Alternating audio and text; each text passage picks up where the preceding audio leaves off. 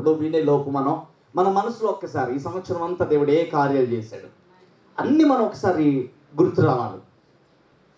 వెనకాల ఈ సంవత్సరంలో చేసిన వాటన్నిటికి ఒకసారి వెనక్కి వెళ్ళి జ్ఞాపకం చేసుకుందాం. ఒకసారి జ్ఞాపకం చేసుకుంటే మనకేమనిపిస్తుంది తెలుసా? హృదయంలో ఆయన స్తుతించాలనిపిస్తుంది. Praise lord. ఎందుకంటే అసలు మనం ఈ స్థానంలో ఉండాల్సిన వారం కాదు, ఈ కృప మన మీద ఉండాల్సింది కాదు. ఇంకా అనేక మందికి దొరకని కృప ఇది. ఇంకా అనేక మందికి వెతుకుతున్న వారికి సహితం కూడా దొరకని కృప దేవుడు మనకు అనుగ్రహించడం తెలుసా? ఆయన బిడ్డలుగా మనం చేసుకున్నాడు. Praise Lord. కొంతమంది ఎక్కడ కింద స్తోత్రం హల్లెలూయా అంటున్నారు. చేతులు ఎత్తి గట్టిగా కృతజ్ఞతలు చెప్పాలి. ఫస్ట్ లైన్లో అసలు చేతులు ఎత్తట్ల, ఫస్ట్ లైన్ చేతులు ఎత్తట్ల. హల్లెలూయా, కృతజ్ఞతలు చెప్పాలి. ఎందుకు తెలుసా? దేవుడికి అందరూ ప్రార్థన చేసే వాళ్ళు ఎక్కువ మంది ఉంటారు. ప్రభా నాకు అది ఇవ్వ, ఇది ఇవ్వ, ఇది ఇవ్వ, అది ఇవ్వ. చేశాక ఆయన ప్రార్థన విని జవాబు ఇచ్చాక, అద్భుతం చేశాక తిరిగి కృతజ్ఞతలు చెప్పాలి చాలా తక్కువ మంది అంటారు. నేను దుబాయ్ వెళ్ళి వచ్చాక వాక్యం చెప్పి వచ్చాక దేవుడు అన్నారు, నువ్వు కృతజ్ఞతలు చెప్పాలి ఒక రోజు అంతా కూర్చొని అన్నారు. ఎందుకు ప్రభా అని మనసులో వచ్చినా ఎందుకని ఎందుకు అనుకుంటున్నానంటే అసలు దుబాయ్ తీసుకెళ్ళడమే దేవుని గొప్ప కృప అని. సరే దేవుడు ఎందుకు కృతజ్ఞత చెప్పాను, కూర్చొని కృతజ్ఞత ఒక రోజు అంతా చెప్పాను. సరే అని చెప్పి ఒకరోజు కేటాయించుకొని 18వ తారీఖు ఎప్పుడు నేను వస్తే 25వ తారీఖులోపు ఒకరోజు ఖాళీ డేట్ పెట్టుకొని బయటికి వెళ్ళకుండా తలుపులు కూడా తీయకుండా, ఇంటి తలుపులు తీయకుండా కృతజ్ఞతలు చెప్తూ ఉన్న ఒక రోజు అంతా. అప్పుడు దేవుడు కృతజ్ఞతలు చెప్తుంటే ఒక్కొక్కటి గుర్తు చేస్తాడు. అసలు అర్హత ఉందా నీకు దుబాయ్ వెళ్ళే అర్హత? నీ బంధువులు ఎవరిని వెళ్ళారా? నీ స్నేహితులు ఎవరిని వెళ్ళారా? ఇంకోటి, వెళ్ళిన నీవు అక్కడ నిలబడి వాక్యం చెప్పే కృప నేను ఇచ్చాను కదా. నువ్వు వెళ్ళింది 2 చర్చిల్లో ప్రసంగం చేద్దామనే కదా. అక్కడికి వెళ్ళాక 14 చర్చిల్లో వాక్యం చెప్పొచ్చావు కదా. Praise Lord. ఇంకా అద్భుతం ఏంటి చెప్పనా? దగ్గర 52 లక్షల రూపాయల కారు నేను కరెక్ట్గా ఎయిర్పోర్ట్లో అడుగు పెట్టే టైంకి అక్కడ ఉన్న ఒక బ్రదర్కి దేవుని కృపలు దేవుడు ఇచ్చాడు. ఆయన ఆ రోజు అనుకోకుండా ప్రవీణ్ బ్రదర్ని కలిసి అన్నాడంట, అన్న ఈరోజు ఫస్ట్ టైం వచ్చింది కారు, ఫస్ట్ దేవుని పరిచయంలో వాడదామంటే, అన్న ఈరోజు సేవకులు వస్తున్నారు కోయంబత్తూరు నుంచి అనగానే అవునా అని చెప్పి ఆ రోజు నుంచి నేను మళ్ళీ ఎయిర్పోర్ట్కి ఎక్కే వరకు one of the luxurious car దేవుడు నాకు చేతిలో పెట్టి తిరగడానికి ఒక డ్రైవర్ని పెట్టి దేవుని కృపల్లా అనేక స్థలాలు మీటింగ్స్ ఎలా ఉంటాయంటే, ఇక్కడ అవ్వంగానే అరగంటలో అక్కడికి వెళ్ళిపోవాలి, అక్కడ వాక్యం చెప్పాలి, అక్కడ అవ్వంగానే అరగంటలో వెళ్ళిపోవాలి. అక్కడ శుక్రవారం ఆదివారం జరుగుతుంది, ఆరాధన జరుగుతుంది, ఆదివారాలు ఉండవు అక్కడ. ఇప్పుడు మారిందని విన్నాను. అయితే అలా ఒకటి దేవుడు గుర్తు చేస్తాడు, నీకు అర్హత ఇచ్చాను కదా, తిరిగి వచ్చేటప్పుడు క్షేమం ఇచ్చాను కదా. వెళ్ళేటప్పుడు అంటే ఆశ్చర్యం ఏంటంటే, ఇక్కడ ఒక నాకు తెలిసి ఉదయం 5ంటికి ఇప్పుడు ఫ్లైట్ ఎక్కాను. 4 గంటలు ఎక్కడి నుంచి ప్రయాణం. 4 గంటలు అయితే నేను మామూలుగా డబ్బులు చేతిలో పెట్టుకున్నాను, ఒక 10,000 వరకు చేతిలో పెట్టుకున్నాను, క్యాష్ జేబులో పెట్టుకున్నాను. జేబులో పెట్టుకున్నాక వెళ్ళి ఎక్కంగానే పడుకున్నాను. ఇక్కడ నుంచి నేను చెన్నై జర్నీ చేయడం వల్ల ఉదయాన్నే నైట్ అంతా అక్కడ ఎయిర్పోర్ట్లో కూర్చొని ఉదయం ఫ్లైట్ ఎక్కడం వల్ల నిద్ర లేక ఫ్లైట్లో నా పక్కన 3 సీట్లు మొత్తం, నా పక్కన 2 సీట్లు మొత్తం 3 సీట్లు ఖాళీ. నేనేం చేశానంటే ఫ్లైట్ పైకి వెళ్ళిపోయిన తర్వాత బెల్ట్ తీసేసి పడుకుని పోయాను. ఇలాగా బస్సులో పడుకుని పోయాను. ఒకవేళ దిగేటప్పుడు వాళ్ళు చెప్తారు, సో ధైర్యం ఉంది, పడుకుని పోయి బాగా ఆకలేస్తుంది. 10 అవుతుంది, ఫ్లైట్ వెళ్తా ఉంది, ఆకలేస్తుంది. వెళ్తా ఉంటే ఆకలేస్తుంటే నేను గబగబా లేచి ఎయిర్ హోస్టెస్ని పిలిచి, ఆకలేస్తుందండి ఏమున్నాయి ఫుడ్ తినడానికంటే, పలానా ఉన్నాయి అన్నారు. ఓకే రైట్ అన్న అని నేను పలానా ఆర్డర్ చేశాను. ఆర్డర్ చేస్తే వాళ్ళు ఫుడ్ తీసుకొచ్చాక విషయం ఏంటంటే ఇండియన్ డబ్బు చల్లదన్నారు వాళ్ళు. నాకేమో ఆకలి భయంకరంగా వేస్తుంది. ఇండియన్ డబ్బులు 10,000 చేతిలో ఉన్నాయి కానీ ఇండియన్ డబ్బులు చల్లవన్నా. అదేంటి ఇండియన్ ఫ్లైట్ స్టార్ట్ అయింది అక్కడ ఇండియాలోనే కదా, ఇండియన్ డబ్బులు ఎందుకు చల్లవన్నా? మీ దగ్గర ఉంటే క్రెడిట్ కార్డ్ అన్న ఉండాలి, లేకపోతే అమెరికా డాలర్లను ఉండాలి, లేకపోతే దుబాయ్ డబ్బులను ఉండాలి. ఈ 3 ఏదున్నా మీకు ఫుడ్ ఇస్తాం. తెచ్చిన వాళ్ళు ఫుడ్ వెనక్కి తీసుకెళ్ళిపోయారండి వాళ్ళు అలాగా. అయితే ఇంకేం చేయాలి అర్థం కాదు, బాగా ఆకలేస్తుంది. నైట్ కూడా సరిగ్గా నేను తినలేదు, ప్రయాణాల వల్ల తినలా. కూర్చొని ప్రార్థన చేసుకుని, ప్రభు ఏ ఎయిర్ హోస్టెస్ అయితే వెళ్ళిపోయిందో మళ్ళీ ఆమె వెనక్కి తీసుకొచ్చి ఫుడ్ ఇవ్వాలి ప్రభు అని ప్రార్థన చేసుకున్నాను. వెళ్ళిపోయి పెట్టేసినంత ఆ మనసులో అనిపించిందంట, పాపం ఎంత ఆకలితో ఉంటే ఆర్డర్ చేసి ఉంటారని చెప్పి వెనక్కి వచ్చి ఆమె ఒక మాట చెప్పింది, ఒక పని చేయండి సార్, నేను ఇండియన్ని, మీరు ఇండియా వెళ్ళాక మీరు ఫోన్పే కానీ గూగుల్ పే కానీ ఎంత చేయాలి అంది. సరే అండి మంచి పని చేశారని చెప్పి టక్క తీసుకొని వాష్రూమ్లోకి వెళ్ళి బ్రష్ చేసేసి గవ్వ వచ్చి తినేసి, నాకు అది ప్రార్థనలో గుర్తు చేస్తున్నాడు దేవుడు. అది మనం అనుకుంటాం అదేముంది, అందరికి జరిగేదే కదా అని మనం అనుకుంటాం. కానీ దేవుడు ఈచ్ అండ్ ఎవ్రీథింగ్, ప్రతిదీ కూడా ఆయన పాయింట్ టు పాయింట్ చూసే దేవుడు ఆయన. Praise the Lord. ఆ రోజు ప్రార్థనలో కూర్చున్నాక దేవుడు ఒక్కొక్కటి గుర్తు చేస్తాడు. దీనికి కృతజ్ఞతలు చెప్పు, దీనికి కృతజ్ఞతలు చెప్పు, దీనికి కృతజ్ఞతలు చెప్పు, ఈ విషయంలో కృతజ్ఞతలు చెప్పాలి. ప్రార్థన చేసి అద్భుతాలు పొందుకున్న చాలా మంది ఉన్నారు. కృతజ్ఞతలు చెప్పేవారు చాలా తక్కువ మంది ఉన్నారు. కృతజ్ఞత కలిగి జీవించేవారు చాలా తక్కువ మంది ఉన్నారు. అందుకే ఇక్కడ చూడండి, కీర్తన బైబిల్లో చాలా చోట్ల ఇదిగో నువ్వు కృతజ్ఞత కలిగి ఉండు దేవునికి, కృతజ్ఞత కలిగి ఉండు దేవునికి. అనేక సార్లు దేవుడు వాక్యాల ద్వారా హెచ్చరిస్తూ వచ్చాడు సంఘాన్ని కానీ బిడ్డల్ని కానీ. కృతజ్ఞత ఉందా ఈరోజు? ఈ చివరి ఆదివారం కృతజ్ఞత దినమందు ఒక్కసారి మనకు జ్ఞాపకం చేసుకుందాం. ఒకప్పుడు మనకు కాచిన కన్నీరేంటి, మన పడిన నిందలేంటి, మన పడిన అవమానాలేంటి. దేవుడు ఆ నిందలు కొట్టివేసి దాన్ని ఆశీర్వాదంగా మార్చి, అవమానాలు కొట్టేసి ఆశీర్వాదంగా మార్చి ఈరోజు ఘనత వహించిన వ్యక్తులుగా దేవుడు నిలబెట్టాడంటే మన గొప్పతనం కాదు. ఈ చప్పట్లు కూడా దేవునికి మహిమ కలుగునుగాక. Hallelujah, hallelujah. Point to point. మా నాయనమ్మకి ఒక మంచి అలవాటు ఉంది. ఏంటంటే మా ఇంట్లో మా పెద్దనాన్నలు కానీ లేకపోతే మా పెద్దమ్మలు కానీ మా అన్నయ్యలు కానీ మా అక్కలు కానీ చెల్లెళ్ళు కానీ తమ్ముళ్ళు కానీ ఎవరి బర్త్డే అయినా ఆమె ఆ రోజు డేట్ గుర్తుపెట్టుకొని ఉదయాన్నే లేచి లేకపోతే రాత్రి అంతా ఆమె వారి కోసం ప్రార్థన చేసి కృతజ్ఞతలు చెప్పింది. ప్రతి ఒక్కరి డేట్ గుర్తుపెట్టుకొని నా బర్త్డే వచ్చిందంటే రాత్రి 12 నుంచి ఆమె కృతజ్ఞతలు చెప్పింది నా గురించి. ప్రభా పలానా బిడ్డనిచ్చావయ్యా, మనవడిని ఇచ్చావయ్యా, నీ కృతజ్ఞతలయ్యా. నిజంగా ఆ కృతజ్ఞతలు ఆమె చేసిన ప్రార్థన నాకు అప్పుడప్పుడు గుర్తు వస్తూ ఉంటుంది. ఆ టైంలో ఆమెకి ఇంకోటి, ఆమె బర్త్డేనా వదిలేదే ప్రసక్తి లేదు, కొత్త చేప పెట్టాల్సింది మా నాయనమ్మకి. కృతజ్ఞతలు అలా చెల్లిస్తూ ఉండేవాళ్ళు.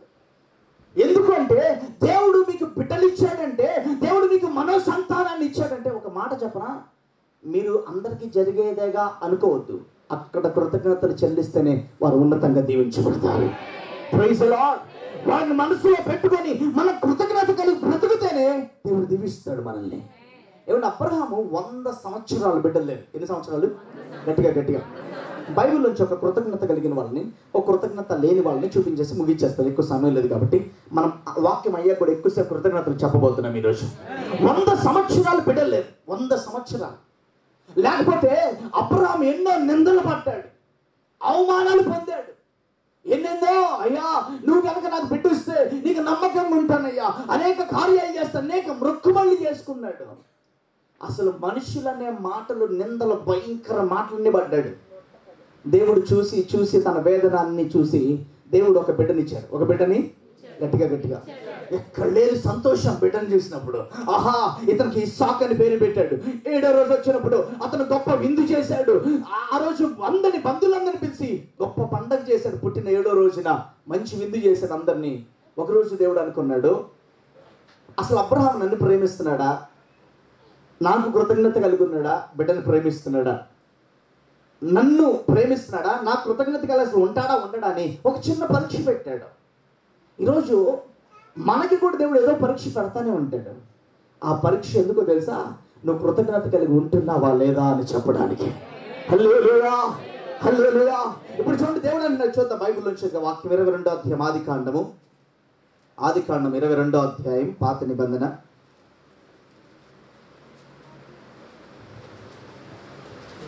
22వ అధ్యాయం పేజ్ నెంబర్ 16, పాత నిబంధన పేజ్ నెంబర్ 16, 22వ అధ్యాయం 1 నుంచి 4 వాక్యాలు చదువుతాం. ఆ సంగతులు జరిగిన తరువాత దేవుడు అబ్రాహామును పరిశోధించెను. ఎట్లనగా ఆయన అబ్రాహామా అని పిలువగా అతడు చిత్తము ప్రభువా అనెను. అప్పుడు ఆయన, నీకొక్కడై ఉన్న నీ కుమారుని అనగా నీవు ప్రేమించి ఇస్సాకును తీసుకుని మోరియా దేశమునకు వెళ్లి అక్కడ నేను నీతో చెప్పబోవు పర్వతములలో ఒకదాని మీద దహన బలిగా అతన్ని నర్పించి ఏం చేయాలి? దేవుడు మనిషిని బలి కోరుకునే దేవుడా అంటే 100% కాదు అని బైబిల్ చెప్తుంది. Praise the Lord, praise the Lord. ఆయన బలులు కోరుకునే దేవుడు. చెప్పాలి, బలులు కోరుకునే దేవుడు కాదు ఆయన. మరి ఏంటి ఇక్కడ అంటే, కృతజ్ఞత కలిగి ఉంటాడు అబ్రహాం. ఉండగా తనకి ఒక బిడ్డను ఆశీర్వాదం ఇచ్చాక దేవుడు పరీక్ష పెడుతున్నాడు. నమ్మకంగా ఉంటాడా ఉన్నాడు అబ్రహాం. దేవునికి సాక్షిగా ఉంటాడా ఉండడా? ఇదిగో ఈ బిడ్డ ఈ విషయంలో కన్నీరు గార్చి అడిగింది కదా, ఈమెకి ఇదిగో ఇది ఇచ్చాను కదా, ఇప్పుడు ఈమె కృతజ్ఞత కలిగి ఉంటుందా అని ఒక చిన్న పరీక్ష పెడుతున్నాడు దేవుడు. అయ్యా, ఒక్కగానొక్క బిడ్డని నువ్వు నాకేం చెయ్యి, మోరియా పర్వతం మీద బలి ఇవ్వండి అంటే, చాలా జాగ్రత్త వినండి ఒకసారి, అందు వాక్యం ఏంటంటే, అబ్రహాము ఆ మాట వినబడిన వెంటనే ఏమి మారు మాట్లాడకుండా ఆ బిడ్డను పట్టుకొని వెళ్ళిపోతున్నాడు. ఎక్కడికి? కొండపైకి, మోరియా పర్వతం పైకి వెళ్ళిపోతున్నాడు. కనీసం భార్యతో చెప్తే ఒకవేళ లేక పుట్టిన బిడ్డని ఇదేంటి ఇలా చేయడం, దేవుడు అలా అడగడు కదా, అలా చేయడు కదా అంటదేమో. నేను దేవుని వైపే ఉన్నా, కృతజ్ఞత కలిగి ఉన్నా అని ఆ బిడ్డను పట్టుకొని వెళ్ళిపోతుంటే, నేను మాట చెప్పనా, దేవుడే కదిలిపోయాడు. దేవుడే, చెప్పండి గట్టిగా, ఆ కృతజ్ఞత జీవితానికి దేవుడే కదిలిపోయాడట.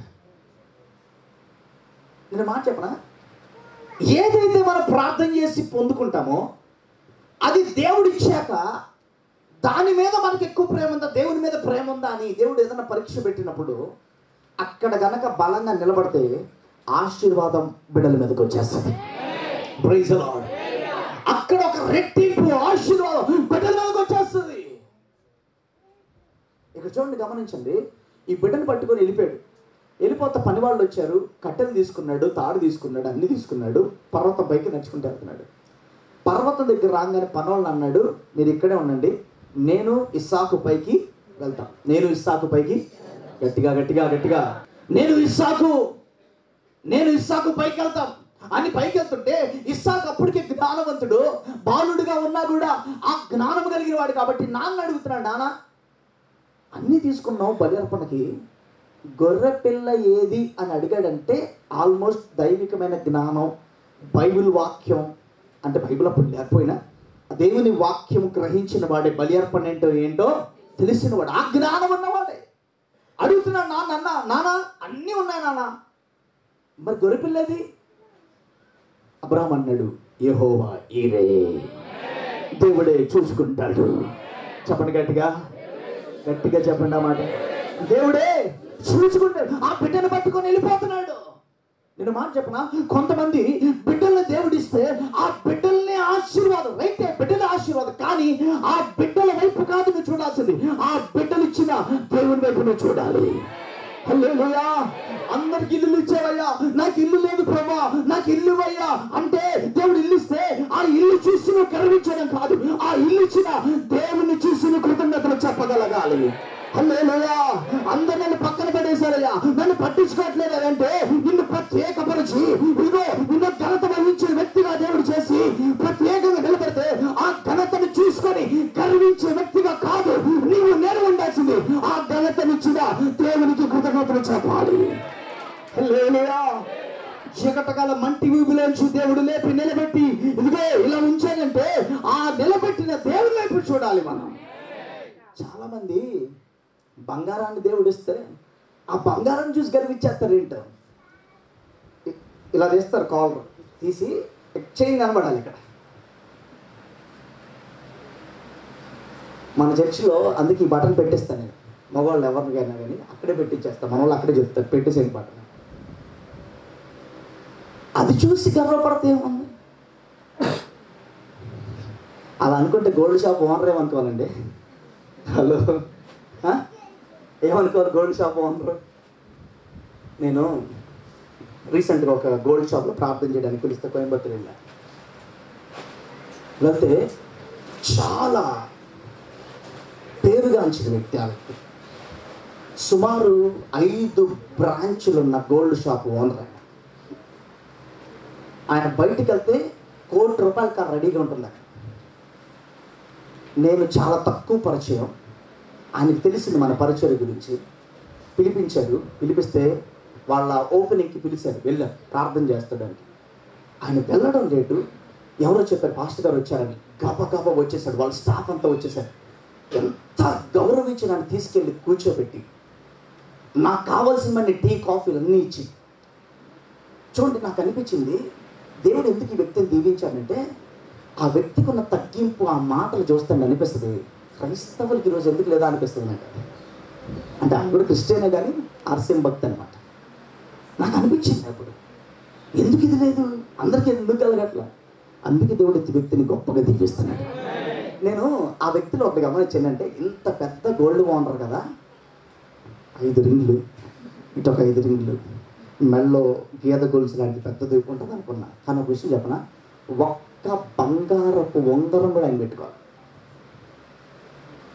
ఒక్క బంగారపు ఉంగరం కూడా పెట్టుకోవాలి. చూడు, గమనించండి, మనం ఏదో అంటారు చూడండి, అన్నీ ఉన్న ఇస్త్రాకు అణిగిమణిగి ఉంటుందంట, ఏమీ లేనిది ఎగిరి ఎగిరి ఎగిరి ఎగిరి పడిద్దట. కొంచెం దేవుడు ఇచ్చేసరికి గర్వించకూడదు, ఆ కొంచెంలో కృతజ్ఞత కలిగి ఉండాలి. అందుకే దేవుడు అంటాడు, నీకు కొంచెం ఇచ్చినప్పుడు దాంట్లో నువ్వు కృతజ్ఞత కలిగి నమ్మకం ఉంటే నేను అనేకమైన వాటిపైన అధికారిగా చేస్తా. గట్టిగా హల్లెలూయా. ఏం చేస్తాను? అనేకమైన వాటిపైన అధికారిగా చేస్తా. ఆ కొంచెములో దేవుడు చూస్తాడు. అబ్రహాముకి బిడ్డనిచ్చి, ఇదిగో ఇన్ని సంవత్సరాలు ఏడ్చావు కదా, బిడ్డనిచ్చా. అసలు ఇప్పుడు నా మాట వింటాడు, నాకన్నా ఇస్సాకుని ప్రేమిస్తాడో నన్ను ప్రేమిస్తాడని, ఇదిగో నీ ఒక్క కుమారుని బలివై అంటే తీసుకుని వెళ్ళిపోతున్నాడంట. అలాగా దేవుడే అనుకున్నాడు, ఇలాంటి విశ్వాసం నేను ఎక్కడ చూడలా, ఇలాంటి విశ్వాసం గల వ్యక్తి నేను ఎక్కడ కూడా, ఇంత నా మాటకి గౌరవించే వ్యక్తిని ఎక్కడ చూడలా, నా మాటకి విలువిచ్చే వ్యక్తి నన్ను ఎక్కడా నేను చూడలా అని చూస్తుంటే వెళ్ళాడు, బలిపీఠం తయారు చేస్తున్నాడు. దేవుడు కదిలిపోతున్నాడు. దేవుడు సింహాసనం మీద దేవుడు కూర్చున్నాడు కానీ పరలోకంలో ఆ విశ్వాసానికి, ఆ నమ్మకత్వానికి, అది ఆయన చూపిస్తున్న కృతజ్ఞత జీవితానికి దేవుడు కదిలిపోతున్నాడు. దేవుడు కదిలిపోతున్నాడు. దేవుడు కదిలిపోయి చూడండి, గమనించండి, అక్కడికి వెళ్ళాక ఆ కుమారుని పొడుకోబెడుతుంటే దేవుడి వల్ల ఇంకా కావట్లేదు. బాబోయ్, ఇంకా కొంచెం ఆలస్యం అయితే నాకు బలి అర్పణ చేసేస్తాడు, ఇచ్చేస్తాడు. ఇక దేవుడే చూసి చూసి చూసి అప్పుడు వరకు మౌనంగా ఉన్న దేవుడు ఎప్పుడైతే కత్తిలో ఎత్తాడు అబ్రహాం, వెంటనే ఒక స్వరం పరలోకం నుంచి వినబడతామో తెలుసా, అబ్రహామా అబ్రహామా ఆగో, నీ ఒక్కనొక్క కుమారుని నాకు ఇవ్వడానికి నువ్వు వెళ్ళి తీయలేదు కాబట్టి ఇస్సాకుని తీసుకుని పద బయలుదేరా. హల్లెలూయా. ఇదిగో ఎదురుగా ఒక గొర్రె పిల్ల ఉంది, ఇదిగో గొర్రె పిల్ల, ఆ గొర్రె పిల్లని బలి అర్పణ చేసి బయలుదేరి వెళ్ళు, నేను ఈ దినం నుంచి నీ సంతతిని దీవించబోతున్నాను. హల్లెలూయా. నీ కుటుంబాన్ని ఆశీర్వదించబోతున్నాను. ఇదిగో ఇక్కడి నుంచి ఇస్సాకులో నుంచి ఒక ఆశీర్వాదం ప్రారంభమవుతుంది. అక్కడి నుంచే ఇస్సాకులో ఒక ఆశీర్వాదం ప్రారంభమైంది. నేను మాట చెప్పనా, దేవుడు మీకు ఏది ఇచ్చినా దాంట్లో దేవుడికి కృతజ్ఞత కలిగి ఉండండి. అప్పుడు మన బిడ్డల్లోంచి ఒక ఆశీర్వాదం బయటకు వస్తుంది. Praise Lord, praise Lord. చూడండి, గమనించండి, బైబిల్ నుంచి మరొక వాక్యాన్ని నేను చూపిస్తాను. నిర్గమాకాండము 30. కృతజ్ఞత కలిగి ఉంటే ఇస్సాకు దీవించబడ్డాడు, కృతజ్ఞత లేకపోతే ఏమైందో చూద్దాం. బైబిల్ నుంచి నిర్గమాకాండం 32వ అధ్యాయం 1-2 వాక్యాలు. 1-2 వాక్యాలు. పాత నిబంధన పేజ్ నెంబర్ 72. నిర్గమాకాండం 32వ అధ్యాయం 1-2 వాక్యాలు. మోషే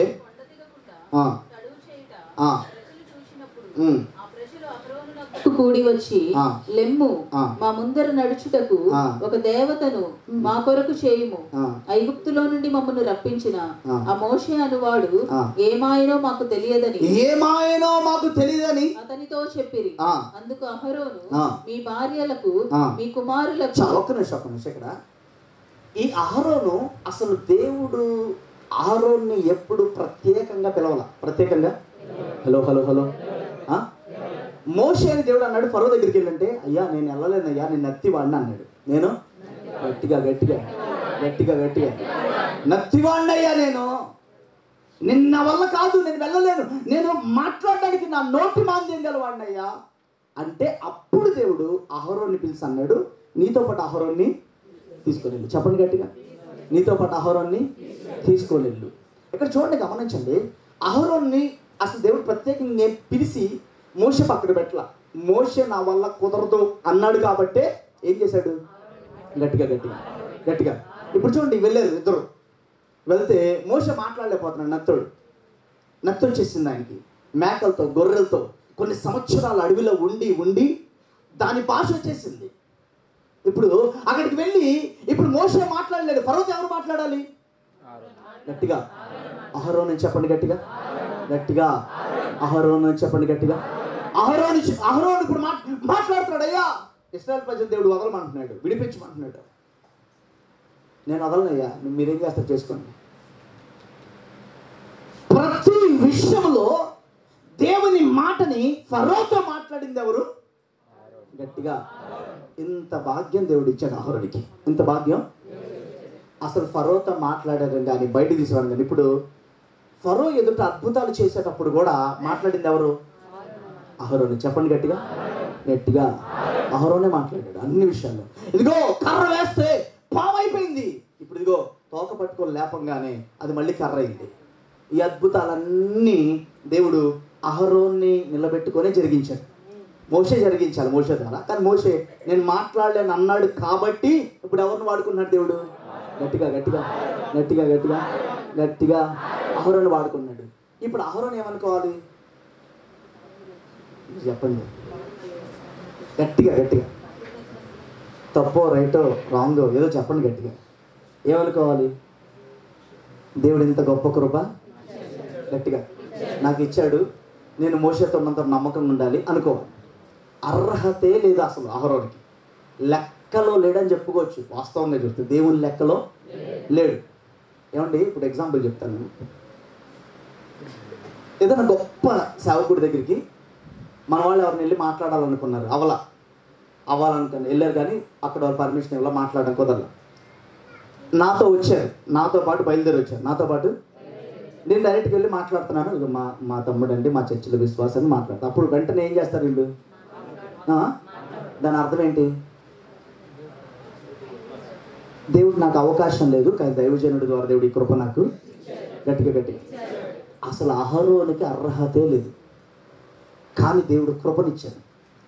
ఆ కృపని ఆయన ఎలా పాడు చేసుకున్నాడు చూద్దాం ఒకసారి. 32వ అధ్యాయం 1వ వాక్యం. మోషే కొండ దిగకుండా తడువు గట్టిగా గట్టిగా.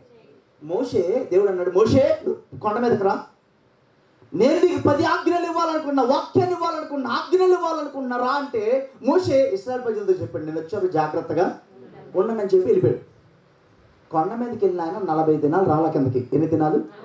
గట్టిగా గట్టిగా గట్టిగా 40 దినాలు రాపోయేసరికి ఈ అహరోను అనుకున్నాడు, మోషే దేవుని వెలుగు చూసో దేవుని అభిషేకాన్ని బట్టి చచ్చిపోయి ఉంటాడు, ఈయన డిసైడ్ అయిపోతున్నాడు ఇక. కాబట్టి మనం ఏం చేద్దాం? దేవుళ్ళు నమ్మకంగా ఉందాం అనాలి, అంతేనా? హలో అంతేనా? అనాలా లేదా?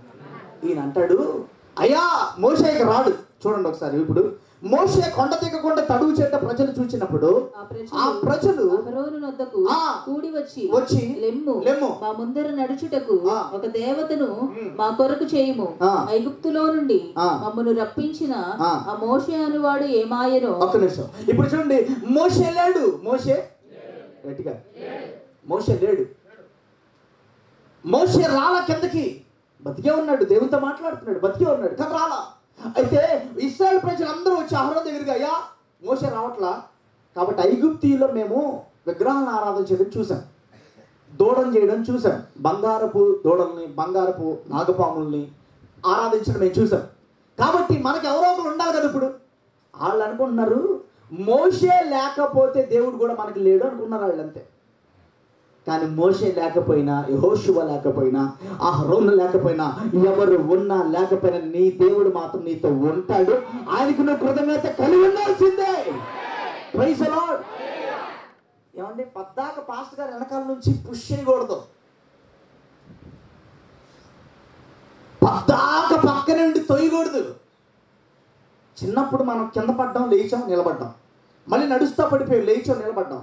ఒక టైం వచ్చాక మనకి మనంగానే ఆత్మీయతలో కూడా పద్దాక సేవకుడు చెప్పకూడదు,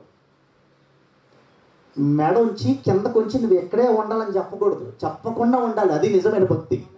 ప్రైజ్ ది లార్డ్. హల్లెలూయా. మన కుటుంబం పక్కన లేకపోయినా, దైవజనుడు పక్కన లేకపోయినా, సంఘుడు పక్కన లేకపోయినా, ప్రార్థించేవారు పక్కన లేకపోయినా, నా పక్షాన దేవుడు ఉన్నాడని కృతజ్ఞత కలిగి ఉంటే చూడు, దాన్ని బట్టి దేవుడు నిన్ను దీవిస్తాడు. ఇప్పుడు చూడండి, మోషే లేడు, సరే మోషే రాలా, ఎవరున్నారు వాళ్ళ పక్షాన? ఎవరున్నారు ఆ పక్షాన? గట్టిగా చెప్పండి. దేవుడు ఉన్నాడు లేడా? మరి వాళ్ళే అప్పుడు సరే, వాళ్ళేమో వచ్చారు, ఏదో పిచ్చ సలహా ఇచ్చారు, చెడ్డ తలంపోటు పెట్టారు మైండ్లో. అప్పుడు ఈయనేం చెప్పాలి అహరోను? అయ్యా మిమ్మల్ని తెచ్చింది ఎందుకు అయ్యా? బానిసత్వంలో 420 సంవత్సరాలు ఉన్నారు, ఇప్పుడు బయటికి తీసుకొచ్చాడు దేవుడు. ఇప్పుడన్నా దేవుడు కృతజ్ఞత కలిగి ఉండండి. చెప్పండి, కృతజ్ఞత కలిగి ఉండండి. బానిసత్వం పాపముల నుంచి, అది ఐగుప్తి శ్రమల నుంచి, ఐగుప్తి బానిసత్వం నుంచి బయటికి తెచ్చాడు కదా, ఇప్పుడన్నా కృతజ్ఞత కలిగి ఉండండి మీరు అని చెప్పాల్సిన వాడు ఏం చెప్పాడు తెలుసా? ఏమని చెప్పాడు తెలుసా?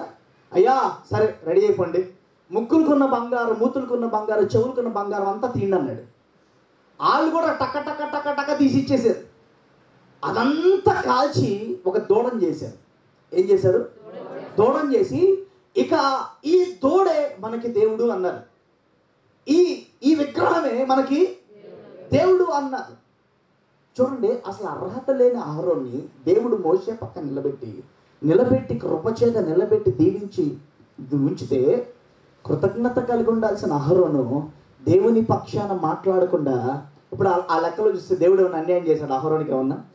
గట్టిగా మరి ఏమీ దేవుడు చేయకుండా అక్కడ చూడండి, గమనించండి, మోషే రాలా, అదొకటే కారణం. మోషే చచ్చిపోయి ఉంటాడు, అదే కారణం. చచ్చిపోయాడా? గట్టిగా చచ్చిపోయాడో కూడా తెలియదు, బతుకున్నాడో కూడా తెలియదు, ఏమీ తెలీదు. ఇప్పుడు ఈయనేం చేయాలి?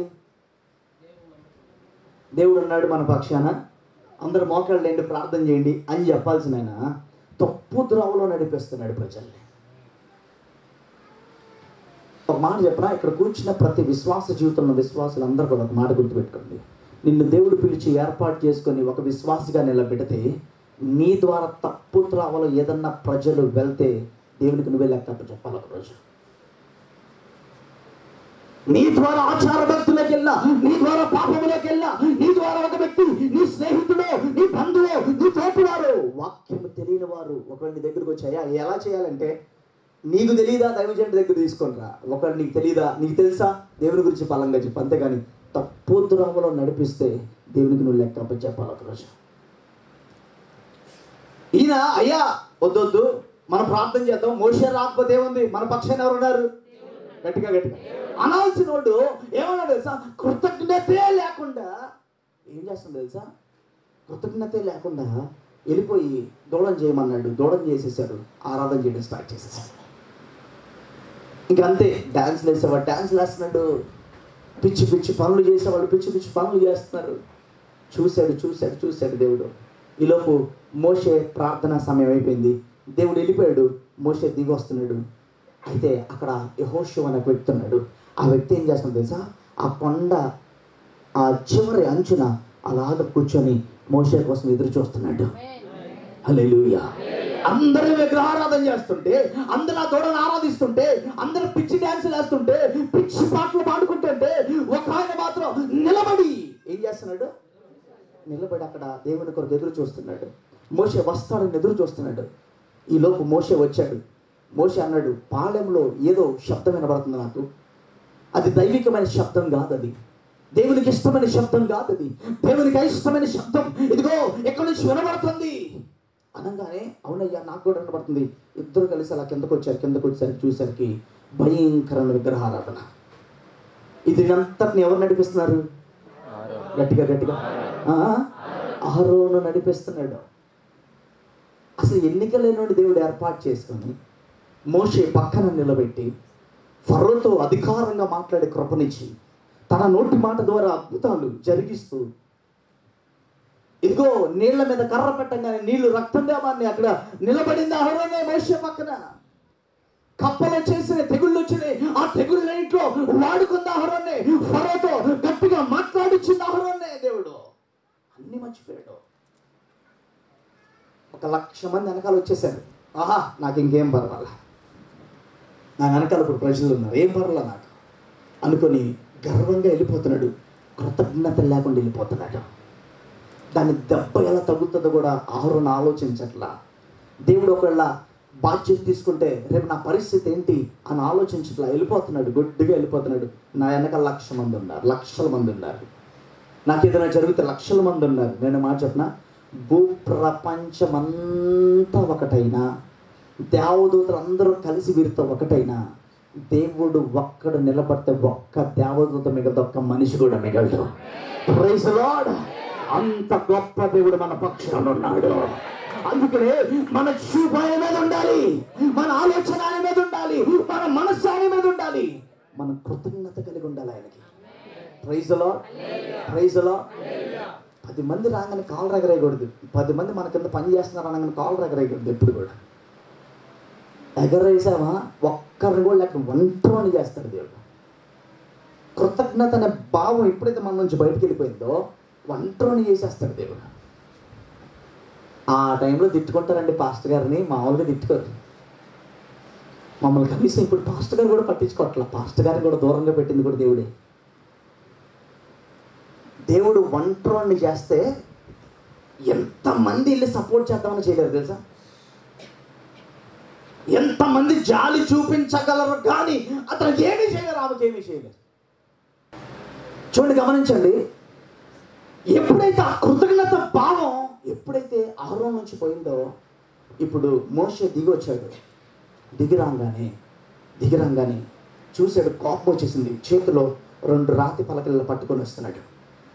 ఒక రాతి పలక మీద 5 ఆజ్ఞలు, ఇంకో రాతి పలక మీద మరొక 5 ఆజ్ఞలు దేవుడే ఆయన చేతులతో రాశాడట.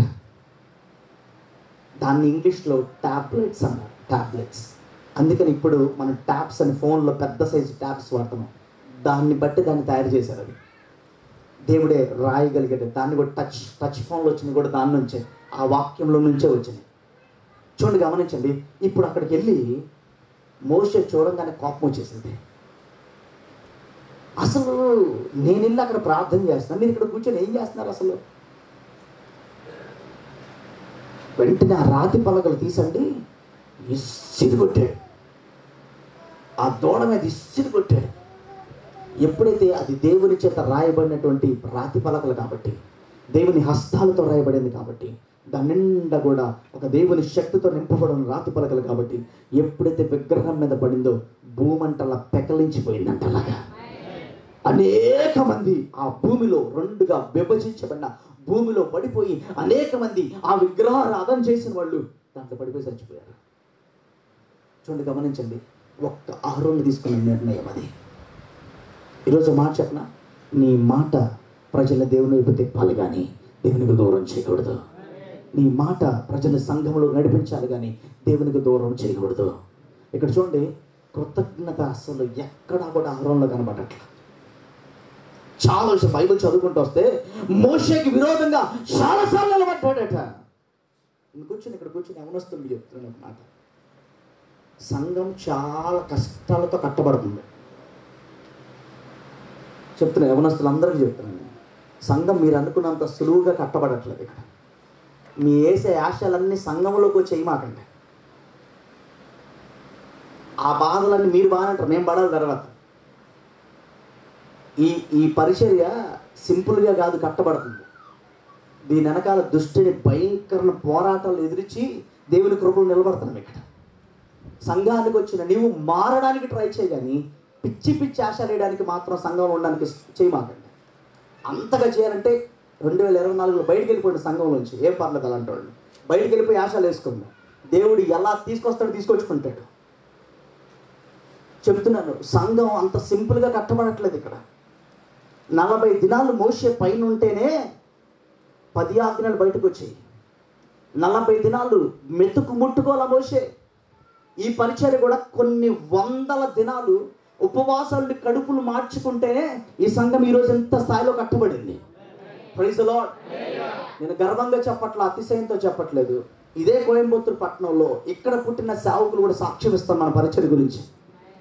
ఇక్కడ పుట్టిన వాళ్ళు మేము చర్చలు కట్టలేకపోతున్నాం. ఎక్కడ పుట్టిన వాళ్ళు ఇన్ని ఆత్మను సంపాదించలేకపోతున్నాం. ఇంతమంది ఎలా రాగలుగుతున్నారు మీ సంఘానికి?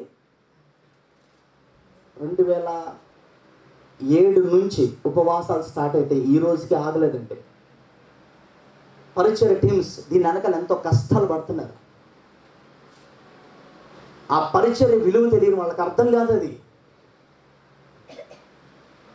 చూడండి, గమనించండి. ఉపవాసాల నుండి మోషే ప్రార్థన చేసి వస్తే అహరోను తప్పుద్రోవలో నడిపిస్తున్నాడు.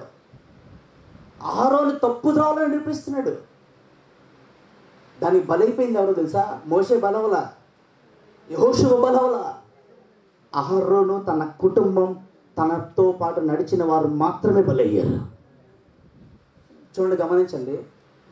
దేవుని మందిరానికి వచ్చిన మనం ఆడపిల్లల అందాలను పొగడ్డానికి కాదు ఇక్కడికి వస్తుంది, దేవుణ్ణి పొగడ్డానికి వస్తున్నాం మనం ఇక్కడికి. Praise Lord, praise Lord. సరదా అనుకుంటారు కొంతమంది, బయట రోడ్డు మీద వేసేసి వేషాలన్నీ మందిరానికి వచ్చి కూడా వేయించారు సరదా అనుకుంటారు. దేవుడు కొట్టే దెబ్బకి భూములు బద్దలైపోయినాయి. అక్కడ భూమి పెకలించబడి దాంట్లో పడి కాలి చచ్చిపోయారంట అందరూ. కృతజ్ఞత కలిగి ఉండాలి సంఘంలోకి వచ్చామంటే మనం. కృతజ్ఞత కలిగి ఉండాలి సంఘంలోకి వస్తే మనం.